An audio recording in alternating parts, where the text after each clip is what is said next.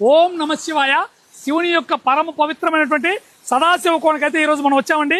ఈ యొక్క సదాశివ కోణ తీర్థం పక్కనే మీకు శివుడు ప్రత్యక్షంగా నెలకొన్నటువంటి సహజ సిద్ధ శివుని గుడి అయితే గుహలో మీకు చూపిస్తాను. రండి ఫ్రెండ్స్, చూడండి చాలా కష్టతరమైనటువంటిది. రండి ఫ్రెండ్స్, శివుడు స్వయంగా నెలకొన్నటువంటి ఈ యొక్క గుహలో శివలింగం అనేది ఉంది. మీకు ఈరోజు చూపించే ప్రయత్నం చేస్తాను. చూడండి, మీరు ఎప్పుడైనా తిరుపతి దగ్గరలోని సదాశివ కోణకు వస్తే దయచేసి ఈ యొక్క శివలింగాన్ని దర్శించండి. చూడండి, సహజ సిద్ధంగా ఏర్పడినటువంటి గుహ చూడండి.